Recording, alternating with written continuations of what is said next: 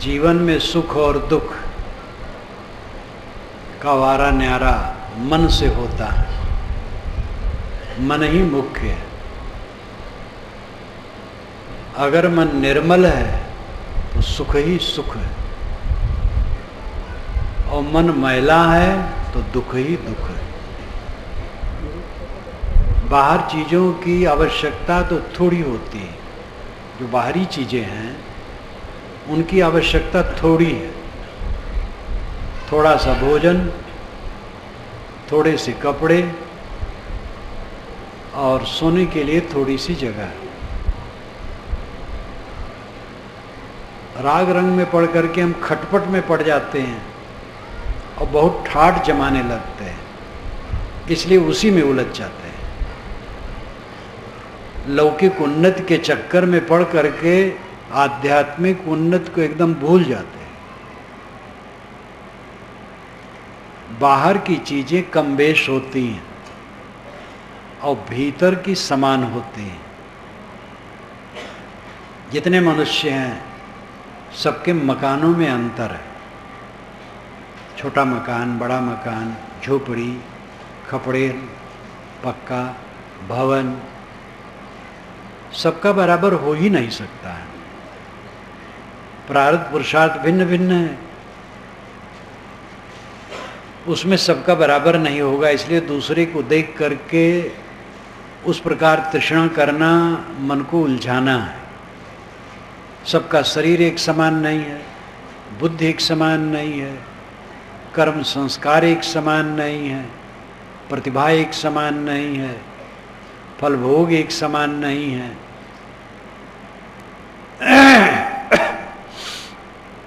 बाहर की चीजों में अंतर सदैव रहेगा, भीतर में अंतर नहीं रहता। महल में हो, झोपड़ी में हो, भात और नमक खाया हो, मलाई और मेवे खाया हो, मन जिसका पवित्र है वो सुखी है। मलाई मेवे सुख नहीं दे सकते, भवन सुख नहीं दे सकता है, कार सुख नहीं दे सकती है। सुविधा है, कार है तो बस की प्रतीक्षा नहीं करनी पड़ी, सीधे चले गए। बस में हम दूसरे के साथ सट के बैठते हैं, मजबूर हैं। कार में अपना स्वतंत्र बैठे हैं, ये फर्क है। लेकिन मन कैसा है? कोई बस में बैठा है, सट करके बैठा है और मन निर्मल है, स्वर्ग में है। कार में है, मन उद्वेगित है तो नरक में है। बाहरी चीजों का अंतर है, उसकी सुविधाएं असुविधाएं हैं, लेकिन उसको बहुत तूल देना अपने को धोखे में डालना है। असली बात है मन की निर्मलता, जिसमें पूरी स्वतंत्रता है और इसी में समानता है। अध्यात्म समान स्तर का है, किंतु लौकिक व्यवहार ये विषम है। इसलिए मनुष्य जहाँ रहे, लौकिक वस्तुओं को लेकर के तृष्णा में पड़ के अपने को धोखा न दे। जितना है उतना ठीक है, आध्यात्मिक काम करे। मन जितना निर्मल होगा उतनी सुख शांति है। मन की निर्मलता के लिए काम करना पड़ेगा। सुबह से शाम तक आदमी ऐसे काम में लगा रहता है जिससे मन खराब हो, और जो ऐसे काम नहीं भी होते, सामान्य काम होते हैं, उसमें भी मन के पुराने संस्कार वही आते रहते हैं। खुराफात, बिला वजह का मन भटका सकता है, जिसमें कोई हेतु नहीं। ऐसी बात याद करा करके घंटों आपको अनात्म स्थित में रख सकता है। मन ऐसा चंचल है, ऐसा विकारी है, ऐसा जंगल है, ऐसा पाजी है, ऐसा गहन वन है कि सब अपने अपने वन में भूले।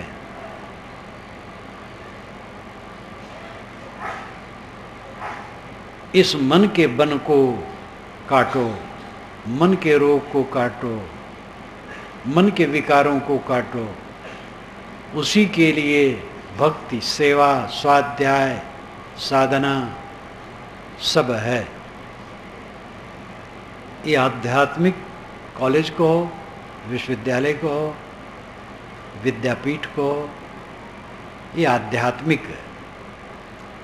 इंजीनियरिंग की पढ़ाई जगह जगह होती है, डॉक्टरी की पढ़ाई होती है, कृषि विज्ञान की पढ़ाई होती है, व्यापार की पढ़ाई होती है, चिकित्सा की पढ़ाई होती है। पढ़ाई के बहुत से विभाग हैं, वे सब मूल्यवान है अपनी जगह पर, लेकिन आध्यात्मिक पढ़ाई सबको जरूरी है। चिकित्सा वालों को भी, कानून वालों को भी, शासन वालों को भी, राजनेताओं को भी, व्यापारी को भी, कृषक को भी, मानव मात्र के लिए ये अनिवार्य विषय है। डॉक्टर के लिए वकालत अनिवार्य नहीं है, कर भी नहीं पाएगा, दोनों नहीं कर पाएगा। कोई कृषि में पूर्ण रूप से लगा है, वो व्यवसाय नहीं कर पाएगा। व्यवसाय में ठीक से लगा है तो कृषि का काम नहीं कर पाएगा। तो कोई एक एक पॉइंट पकड़ लेना है और जीवन निर्वाह के लिए करना है।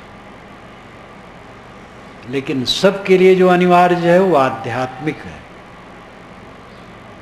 आध्यात्मिक उन्नति के बिना किसी को शांति नहीं मिल सकती, और शांति के बिना सुख नहीं है।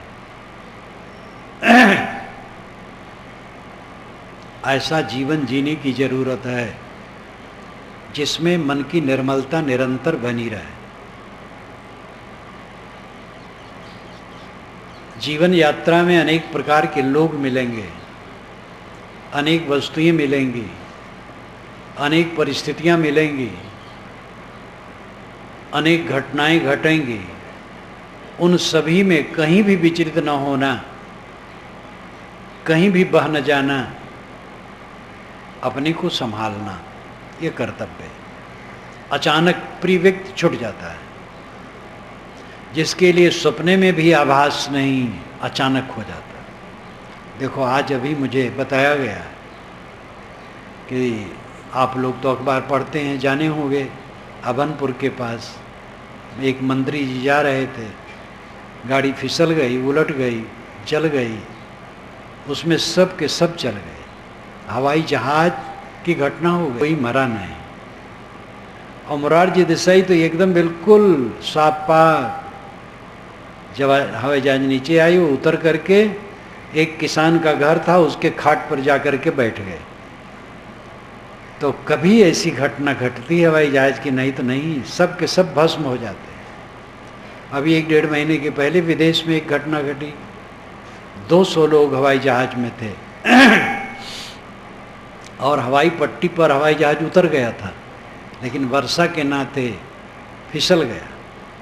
तो हवाई जहाज के ऑफिस के भवन से ही टकरा करके भस्म हो गया और सब के सब मर गए। यहाँ कार की दुर्घटना तो हवाई जहाज की दुर्घटना की याद दिलाती है। कब कहाँ क्या हो क्या पता है। भजन करो भगवान के, विलम्ब करो ना कोई, ना जाने इस जीव को कौन घड़ी का हो। यह मंत्र मैंने सुना था, शायद 57 की बात है। मैं लखनपुरी में था, जो बस्तर से सटा हुआ है। लखनपुरी बाजार में उधर मुड़पार इत्यादि से लौट करके आया था। मेरे साथ एक साधु था और एकांतवास में मैं उधर रहा था। उसके पास पश्चात लौटा था, छत्तीसगढ़ में आना था। तो लखनपुरी में हमारे भक्त हैं, उनके यहाँ रहा। प्रातःकाल नींद टूट चुकी थी और एक मांगने वाला गा रहा था। तो आसपास की गलियों में हर जगह यही गाता था।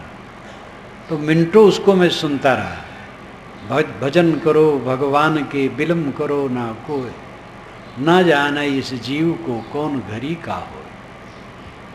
ये मैंने वहाँ सुना, शायद विवेक प्रकाश टीका में भी इसको लिखा हो। सामान्य बात है, लेकिन ये बात कभी भूलेगी नहीं। जीवन में कभी कभी कोई कोई सूत्र ऐसे होते जो भूलते नहीं। गुरुदेव को जब मैंने अपने जन्म स्थान पर बुलाया था, पहली मुलाकात जब हुई थी, बातचीत, उसके पहले तो उनको देखा था, दूर से नमस्कार किया था, बातचीत नहीं। लेकिन जब बातचीत हुई तब उनको कहा, गुरुजी आप मेरे घर भी आइए। तो गए, तो साथ में विमल साहब थे, उन्होंने घर में जाके भोजन बनाया। जब वहाँ भोजन करने गए तो वहाँ रुद्राक्ष की माला 108 दाने की टंगी थी और एक कंबल की आसनी छोटी टंगी थी। तो उन्होंने कहा, इससे तुम पूजा करते हो कि तुम्हारे पिता? तो मैंने कहा मैं करता हूँ। तो उन्होंने कहा, इसी ने मुझे यहाँ लाया है, तुम अगर कुछ कहीं न करते तो मुझे भी न पूछते। ये गुरु जी की बात कभी भी नहीं भूल सकती। बड़ी साधारण सरल बात है। आदमी भक्ति में है, कहीं कुछ करता है तो आगे भी बढ़ता है। तो कभी कभी कोई वचन ऐसे होते जो कभी भूलते नहीं। भजन करो भगवान के, विलम्ब करो ना कोई, ना जाने इस जीव को कौन घरी का हो। भगवान का भजन करो। भगवान कौन है? भग्न कर दिया वान जिसने, वो है भगवान। वान बंधन, सारा बंधन काट दिया वो भगवान है। ऐसे पवित्र आत्मा की सेवा करो, सत्संग करो और फिर स्वयं ऐसे बन जाओ, स्वयं अपने वान को भग्न करो, अपने बंधनों को काटो। परमात्मा का भजन, ब्रह्म का भजन क्या है? ये परमात्मा आत्मा ही है, अलग नहीं। ब्रह्म आत्मा के अलावा, जीव के अलावा कहीं नहीं। जीवो ब्रह्मैव न परः, ये वेदांतियों की घोषणा है। जीवो ब्रह्मैव न परः, जीवः ब्रह्म एव न अपरः। जीव ब्रह्म ही है, दूसरा नहीं। वेदांतियों ने भी कहा। सदुर कबीर की घोषणा तो आप जानते ही हैं। कस्तूरी कुंडल बसे, मृग ढूंढे बनवाए, तैसे घट घट राम है, दुनिया जानत नाय। परमात्मा ब्रह्म, राम, भगवान, परम तत्व, मोक्ष, निर्वाण, कल्याण, सतलोक, शिवलोक, गोलोक, जनलोक, तपलोक, स्वर्गलोक, इन सारे बड़े बड़े शब्दों का जो मतितार्थ है, अंतिम में प्रयोजन है, वह आपका अस्तित्व है। और वह अस्तित्व जब निर्मल स्थिति में हो, निर्मल है, शुद्ध चेतन, उसमें कोई विकार नहीं। मन विकारी है, सारा काम मन पर करना है। मन को ठीक कर लो। स्वरूप तो शुद्ध ही है। प्राप्त जीवी इच्छा नहीं, केवल हंत छुड़ाओ। निज स्वरूप लख दयाजुत, परम दीन जानी अपनाओ। परम पारखी संत श्री रामराज साहब कहते हैं, जीव को प्राप्त करने की कुछ इच्छा नहीं करना है, केवल अहंकार छुड़ाना है। पतंजल महाराज ने योग दर्शन में कहा है, पुरुष जैसे शुद्ध है, वैसे जब चित्त शुद्ध हो जाता है तो कैवल्य की प्राप्ति हो जाती है। पुरुष यानी आत्मा, आत्मा स्वभाव से ही शुद्ध है, उसमें कोई विकार नहीं। ये चित्त विकारी है, चित्त को ही शुद्ध करना है। इसलिए मोक्ष कोई कार्य नहीं है, मोक्ष का कोई कारण नहीं है। कारण होगा तो उसका कार्य हो जाएगा मोक्ष, और कार्य सदैव नाशवान होता है। मोक्ष या निर्वाण कोई कार्य नहीं है। ये पारखी वचन, वेदांत वचन और बुद्ध वचन और जैन वचन सबसे मान्य है। तथागत बुद्ध ने भी धम्मपदम में कहा है कि निर्वाण कोई कार्य नहीं है, क्योंकि उसका कोई कारण नहीं। पतंजल ने भी एक कारण होगा, कारण से कार्य होगा तो कार्य नाशवान होगा, बनेगा बिगड़ जाएगा। आत्मा शुद्ध बुद्ध ही है। मन के मैल को धो देना है। मन का मैल धुल गया, बस कैवल्य है। मोक्ष पाना नहीं है, मोक्ष निर्मित नहीं होता है, मोक्ष छूटना भर है, कट जाना, बंधन कट जाना। मोह माया का बंधन कट गया, बस मोक्ष है। ये काम सब करो, जितना जितना कर पाओ करो, जितना करोगे बोझा हल्का होगा। कुछ ठिकाना नहीं है किसी का, कब कहाँ शरीर छूटे। सब समय जो शरीर छोड़े रहता है उसका क्या मंगल होगा। जही मरने से जग डरे मेरे मन आनंद, कब मरी हो कब पाई हो पूरन परमानंद। ये आसक्ति के सर्वथा नाश होने पर ही अनुभव आता है। साखी को दोहरा देना अलग बात है, और झाड़ करके कह देना सभा में अलग बात है। लेकिन इस दशा में चित्त रहना निर्भय, वो पूर्ण अनासक्ति से संभव है। सब समय जब अनासक्त है साधक, तब ये दशा आती है। भय किसका, क्या छूटेगा, सब कचरा तो है। सारी लौकिक उपलब्धियों का आलंबन आधार शरीर है, और शरीर केवल कचड़ा है। ट्रक से शरीर दब जाए, रगड़ जाए, तो एक टोकरी मलबा वहाँ निकलेगा। रपा लाना पड़ेगा, खुरच करके हड्डी, चाम, मांस, टट्टी, पेशाब, रक्त खुरच करके टोकरी में रखना पड़ेगा। ये कचड़ा शरीर ही कचड़ा है, सारी उपलब्धियों का आधार। कौन सी वस्तु है बाहर जो प्रिय है? प्रियतम तो आत्मा है, अत्यंत पवित्र, न कभी बिछुड़ने वाला, न कभी अलग होने वाला। ये दुनिया के कूड़े कचड़े को कितना भी हम छाती पीटे लगाए रखें, साथ में रहने वाले नहीं। कुछ लोग बहुत दुलरुआ बनते हैं, बहुत दुलरुआ। हमारी पत्नी तो हमें इतना प्यार करती है, गोद में लिए रहना चाहती। हमारे लड़के, हमारा पति दुलरुआ दुलरवी दोनों होते हैं।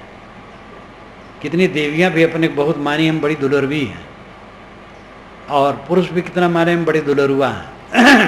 कुछ काम करेगा नहीं।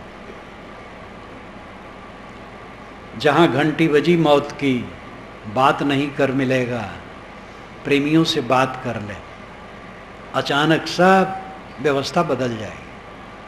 और ये सब का होना है, और निरंतर वो निकट आ रहा है, और उसको सब लोग भूले बैठे।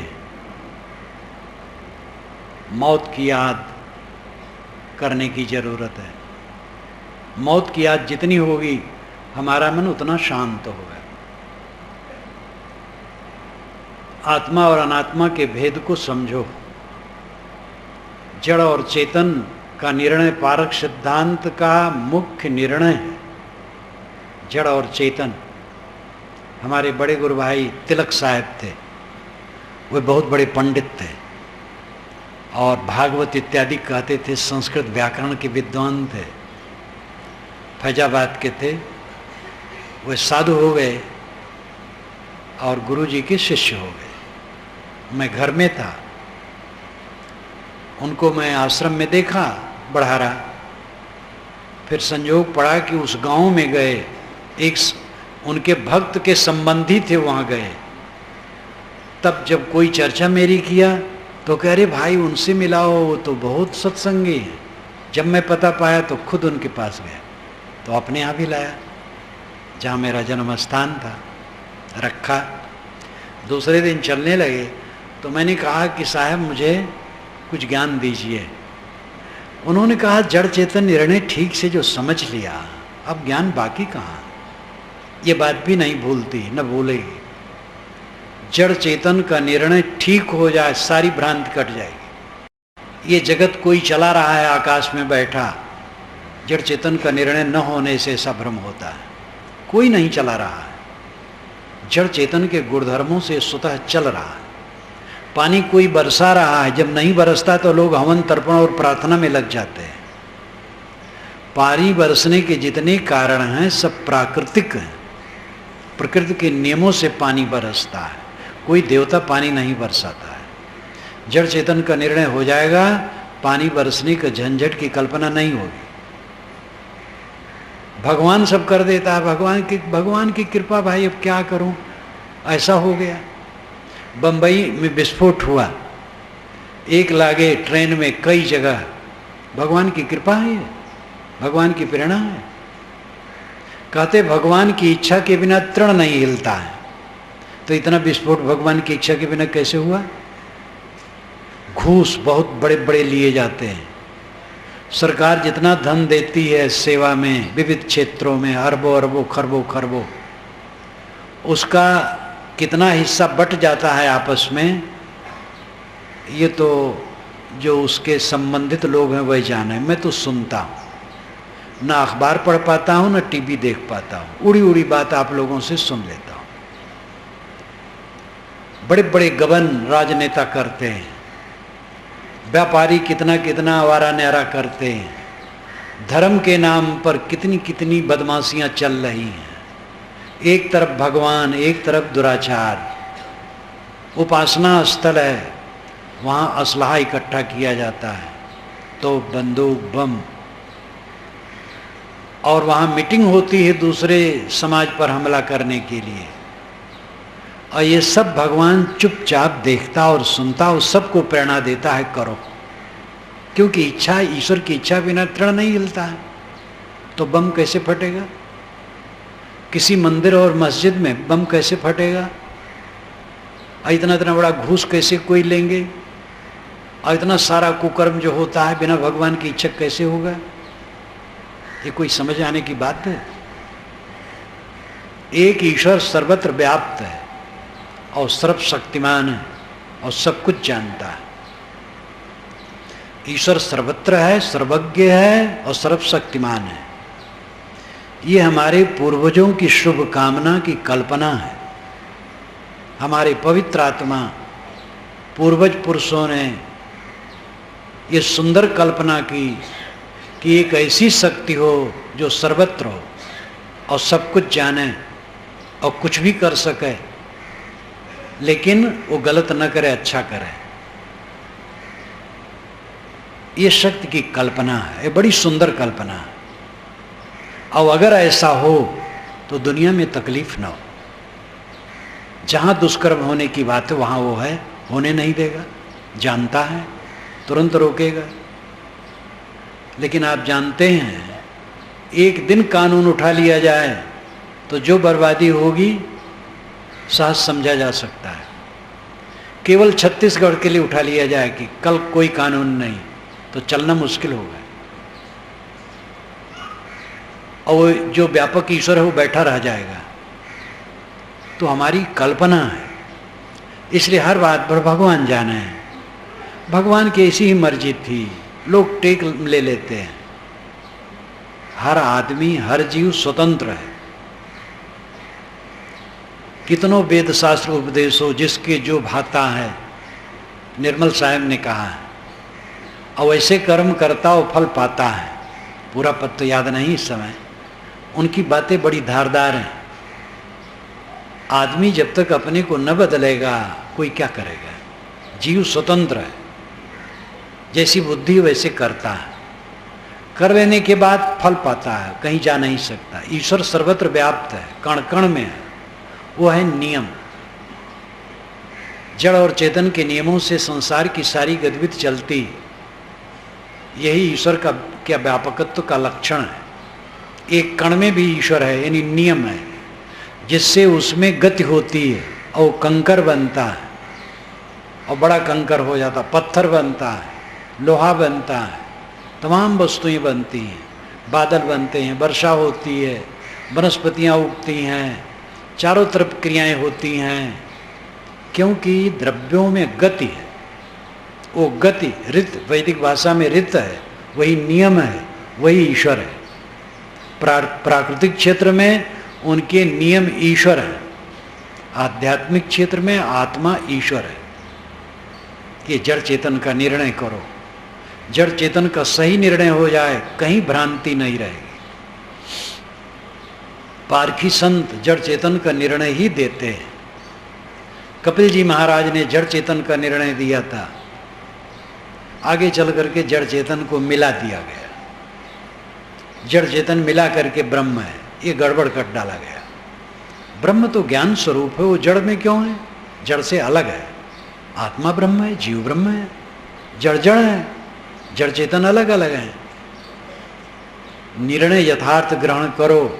सदगुरु कबीर की वाणी पढ़ने के लिए मैं आपको निवेदित करता हूँ। वो कोई पंथ की वाणी नहीं, बीजक कोई पंथ की वाणी नहीं है। पूरे बीजक को पढ़ डालो। कबीर पंथ शब्द मूल वाणी में नहीं है। कबीर पंथ की कोई नियमावली नहीं है। प्राप्त विचारों पर समीक्षा है और सत्य का उद्घाटन है। कबीर साहब की वाणी बीजक यथार्थता का बोध कराता है। बीजक पढ़ें, देखें, समझें और आपको सत्य समझने में वो सहायक होगा। यथार्थ निर्णय ग्रहण करें और भ्रांतियों से रहित रहें। कोई देवी देवता आपके ऊपर नहीं तैर रहा है जो आपके ऊपर चढ़ बैठे, या भूत प्रेत जादू टोना जंतर मंतर। जंतर मंतर झूठ है। जितना ये चमत्कारी बात है सब छल कपट है, बदमाशी है। चमत्कार कहीं होता ही नहीं, सब नियम से चलता है। चमत्कार दिखावा है, फंसाने का तरीका है। जादू जिसे कहते हैं, वस्तु की बनावट, दवाई, बात की सफाई, हाथ की सफाई, ये सबसे दिखाते हैं। जो वस्तु लिए रहते छिपा के वही दिखाते हैं। सामान्य लोग नहीं समझ पाते हैं। वही कोई बाबा दिखाए तो सिद्ध कहलाने लगता है। तो इन अंधविश्वासों से ऊपर तभी उठा जा सकता है जब जड़ चेतन का निर्णय साफ हो जाए। मैं स्वयं सभी बातों में डूबा था। भूत प्रेत मानता था, देवी देवता मानता था, ग्रह लगन मुहूर्त मानता था, जादू टोना मानता था, झाड़ फूक मानता था। ये सब बहुत करवाता और वरता नहीं था, लेकिन मानता था कि होता है। डर लगा रहता था। बुखार उखार आता था तो सोखा आता था तो झाड़ता था, तो भभूत फिर खाने को देता था, उसी में फूंकता था और थूकता था। वही खाना पड़ता था। तो ये सब मैं मानता था। जब पारखी संतों ने जड़ चेतन का निर्णय दिया कबीर साहब का, 3 महीने में सब रोग दूर हो गए। उसके बाद भी एक बार बीमार पड़ा तो एक बैगा आए झाड़ने के लिए। वो पंडित भी थे। उत्तर प्रदेश में तो पंडित बैगा साथ साथ रहते हैं कितने। पंडित भी थे, बैगा भी थे। तो पिताजी कहीं मिले थे तो कहे कि जरा उनको तकलीफ है, जाओ जरा देख लो, झाड़ दो। तो आए बैठे, मैंने नमस्कार किया तो कहे, तो मैंने कहा जो कुछ झाड़ना हो झाड़ दीजिए, मैं बैठा हूँ, कहीं कुछ लगा हो तो झाड़ दीजिए।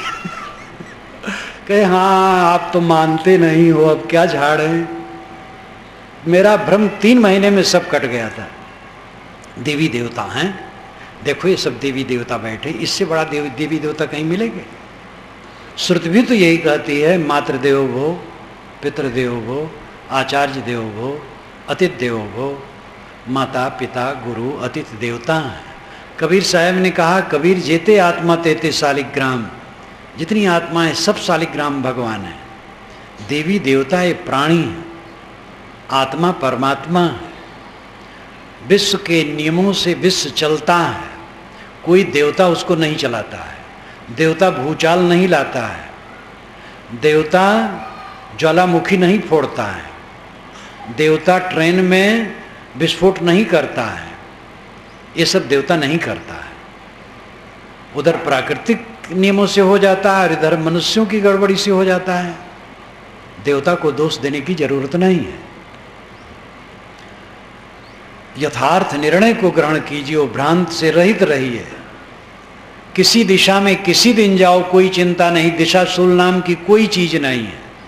उत्तर दक्षिण पूर्व पश्चिम चाहे जिस दिन जाओ, जहां भूत प्रेत टोनही कहीं नहीं होते हैं, झाड़ फूक कभी मत कराओ, अंग फड़कने से कोई हानि लाभ नहीं होता है। ये वायु विकार से फड़कते हैं, फड़कने दो। कोई वायव्य शक्ति नहीं है जो आपका उद्धार कर दे या आपको डुबा दे। हमारी और आपकी बुद्धि, कर्म, गुण, स्वभाव, उन्हीं से झरझर करके हमें उस सुख और दुख आते हैं। हमें अपने को सुधारना है। हमारे कर्म करने में कोई प्रेरिता नहीं है। हमारी जैसी बुद्धि होती वैसे हम कर्म करते हैं, इसलिए बुद्धि सुधार की जरूरत है। इन सब बातों पर ध्यान दें। कबीर साहब की वाणी का मनन चिंतन करें। आप लोग बीजक पढ़ें, बीजक से आपको निर्णय मिलेगा। मुझे बीजक से ही निर्णय मिला सन 50 में, और सारी भ्रांतियां मेरी कटी। उस समय तो बहुत गूढ़ रूप से रहा त्रिज्यापूर्ण साहिब की, आज तो बहुत उन्हीं की कृपा से सरल कर दिया गया है। पढ़ें, मनन करें और साधना में लगें। ये पक्का समझ लें कि हमारा और आपका बंधन हमारा आपका बनाया है। भगवान की माया हमें नहीं नचाती, हमारी माया हमें नचाती है। ये भी लोग कहते भगवान की माया नचा रही है। भगवान कोई छली कपटी है? भगवान तो दयालु होता है। भगवान की माया नहीं नचाती है, हमारी माया नचाती है। हमारे मन का मोह माया, उसको हम दूर करें। हमारे मन में, वाणी में, कर्मों में जितनी त्रुटियां हैं, हमारी असावधानी, प्रलोभन, अज्ञान का परिणाम है। हमें स्वयं जीतना है, अपने विकारों को स्वयं काटना है। साधु गुरु आधार है, सदग्रंथ आधार है, साधना आधार है। इनका आधार लें, अपने को सुधारें, शांति पथ पर चलें। लड़ने वालों से लड़ें ना, बच के चलें। क्षमा, गम, संतोष, धीरज, विवेक रख करके जो चलता है उसके जीवन में सकारात्मक उन्नति होती है। जो लड़ैया है, लड़ता रहता है, विवाद करता है, कलह करता है, दूसरे की निंदा करता है, बुराई में रहता है, कलह प्रिय है, उसका जीवन दुखी हो जाता है और उन्नति नहीं कर सकता है। इसलिए इन सब खुराफातों से बचें, सद्गुरु संतों के पथ पर चलें, अपना कल्याण करें। और अपने अपने घरों में सभी जहाँ जो रहें, साधु मठ में, गृहस्थ घर में, सब साधन परायण हो, अंतर्मुख हो। अंतर्मुखता में परमानंद है। सबके अंदर में ब्रह्मधाम है, सत साकेत लोक है, स्वर्ग लोक है, सतलोक है। सतलोक बाहर नहीं, भीतर है। जब हम अंतर्मुख होंगे उसका अनुभव होगा। आपको धन्यवाद देते हुए मैं अपनी वाणी को विराम देता हूँ।